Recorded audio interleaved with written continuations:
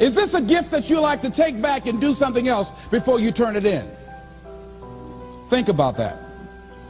What can we do? What are some of the keys that we can begin to use to motivate ourselves when our batteries run low?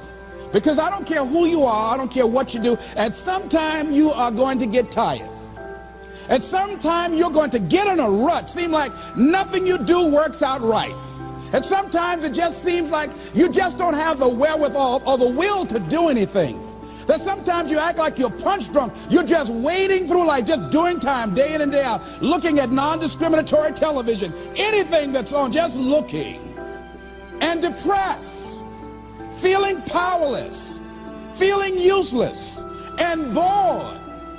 What do? How do you get yourself out of a rut? How do you, when you know you can do more than what you've been doing and you're not doing it and you're discontent with where you are, you get angry at yourself. How do you get out of that rut? How do you motivate yourself?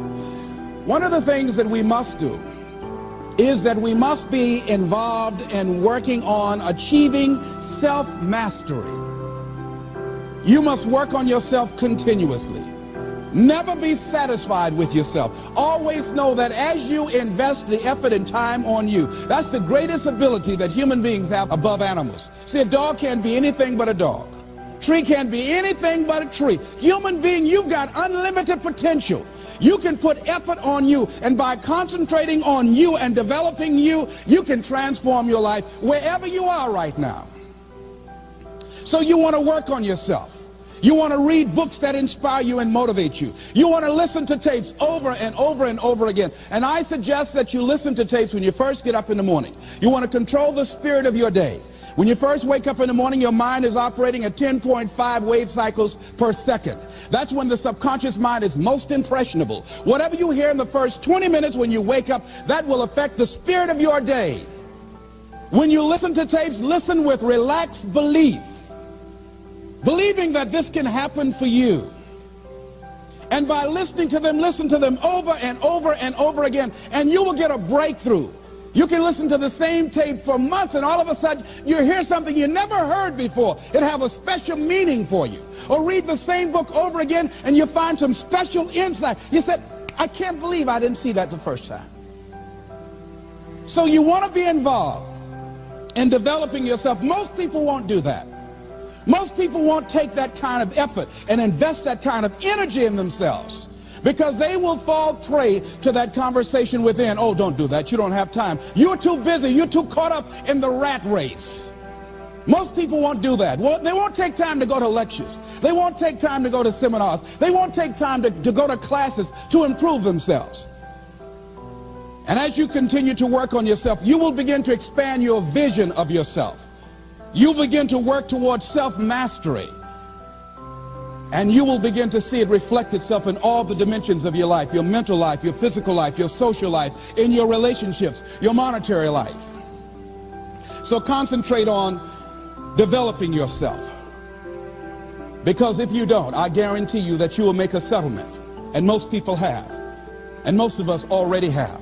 What kind of settlement have you made with your life? Many of us are making in-life settlement. We're settling for less than what we actually deserve. We don't feel good about it, but we make it work in our minds. We'll come up with some kind of excuse to make it all right. What kind of settlement have you made with your life? Many of us settle for less than what we want out of relationships because we don't have the courage to change them. The next thing is, in order to begin to find some keys to self-motivation to drive yourself, in addition to working on yourself, and as you work on yourself, you feel good about yourself, and as you feel better about yourself, you treat yourself differently. Develop a health plan. See, you can't feel well and do well if you don't have good health. You can't perform if you don't have your health. Your health is valuable. Develop a health plan. A plan that you will follow, because this is the only vehicle that you have to carry you through this experience called life. And you want to take good care of it because you love you enough. You care enough about you. And that's not easy. It is not easy having a health plan and sticking to it.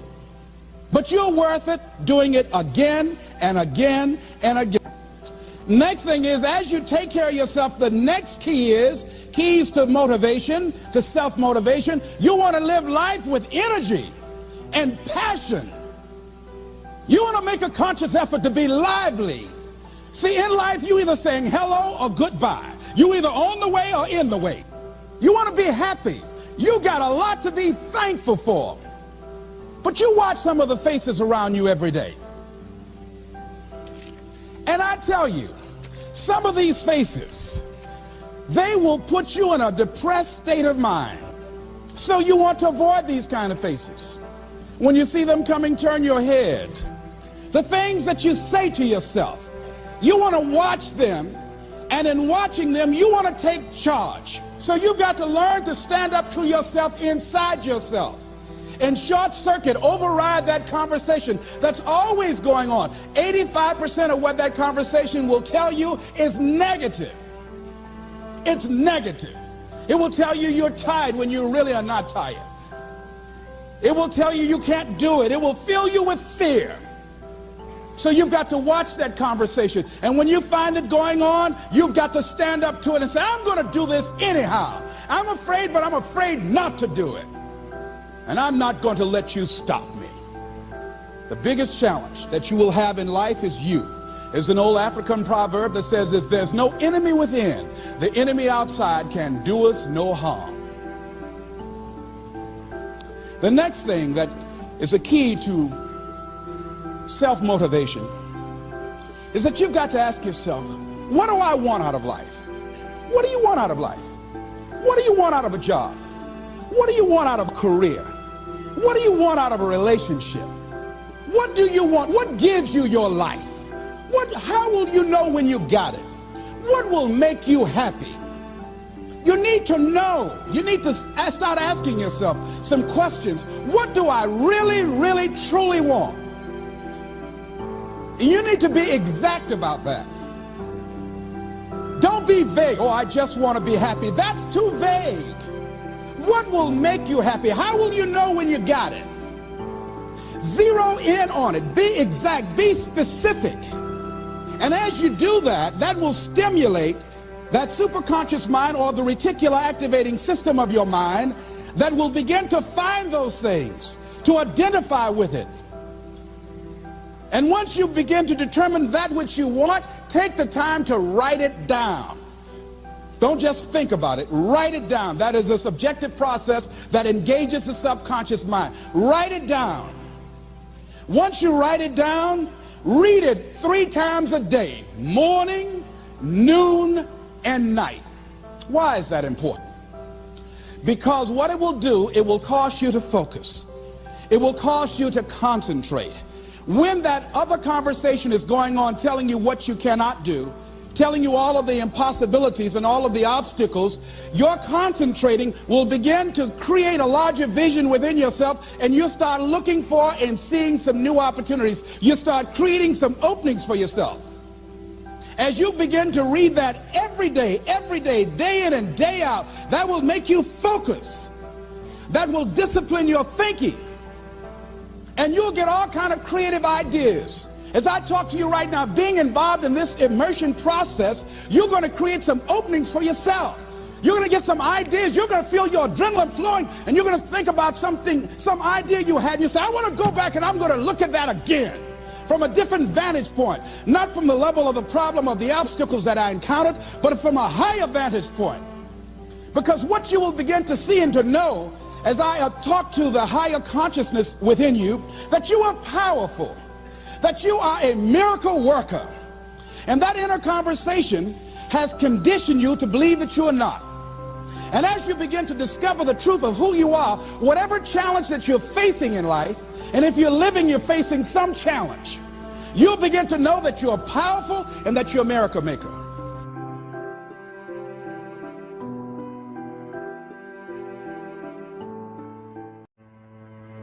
But imagine, if you will, being on your deathbed and standing around your bed, the ghost of the dreams, the ideas, the abilities, the talents given to you by life, and that you, for whatever reason, you never went after that dream.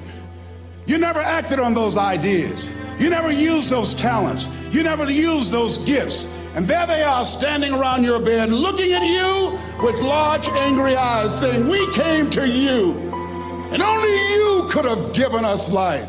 And now we must die with you forever.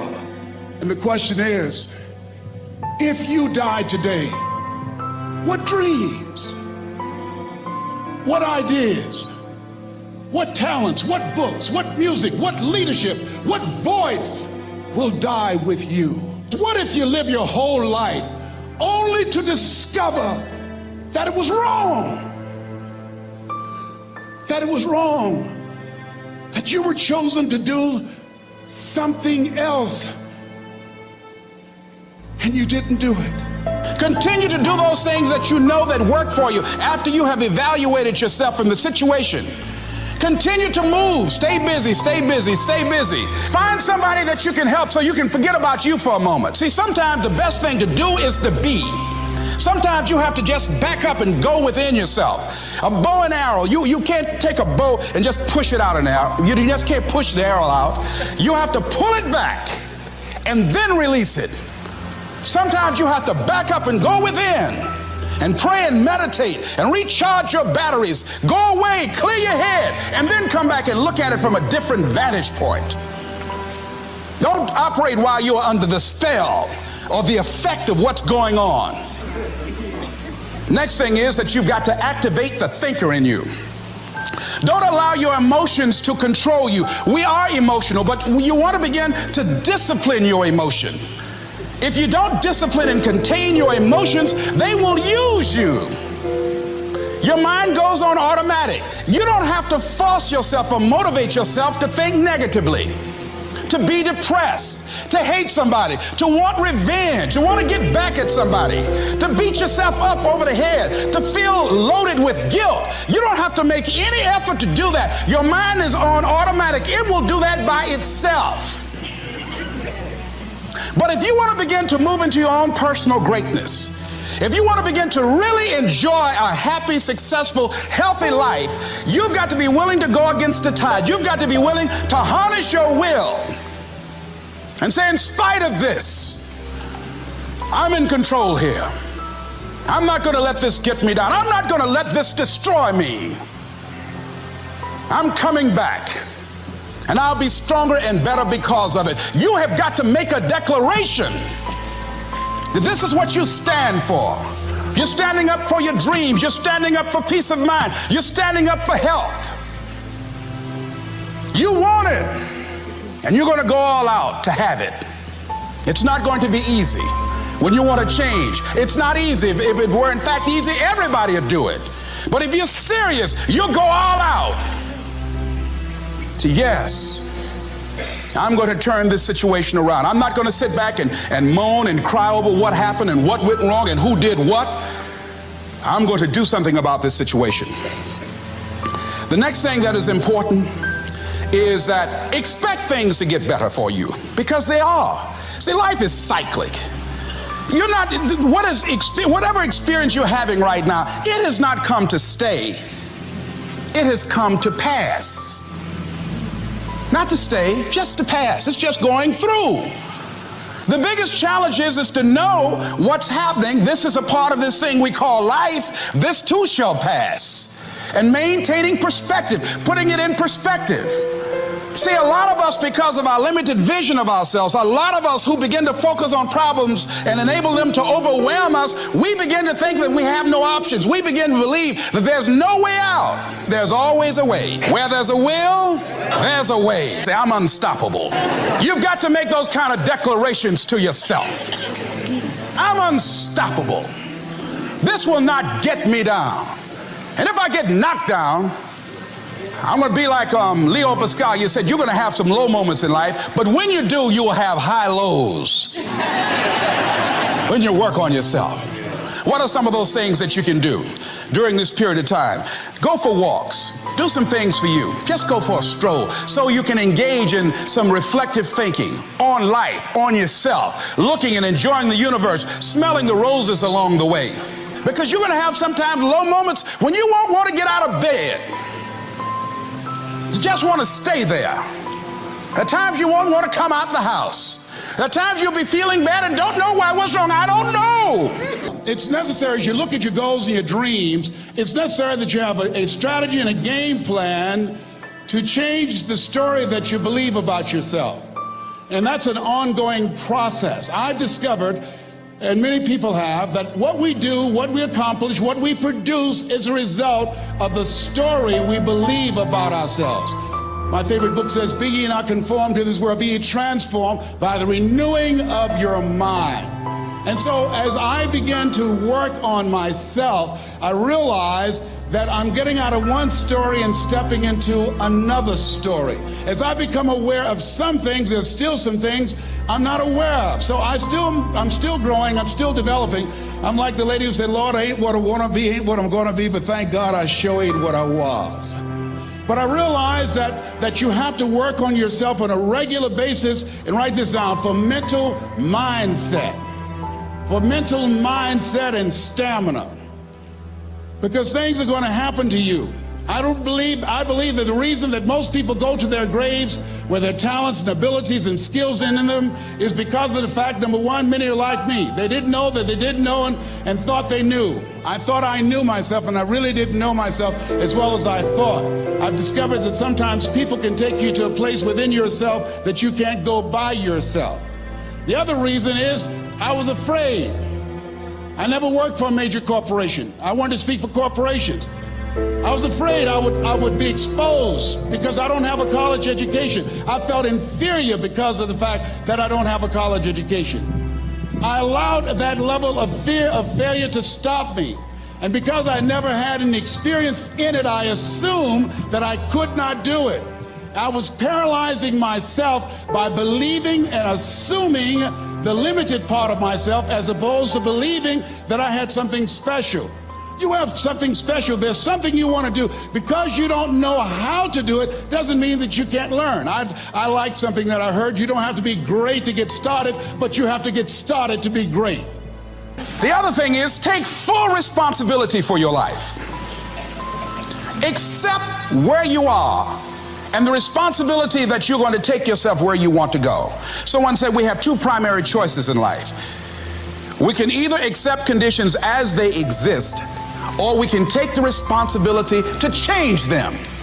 See, a lot of people want to exempt themselves from taking responsibility. All they want to do is talk about the problem. Every time you see them, they'll tell you their story over and over and over and over again.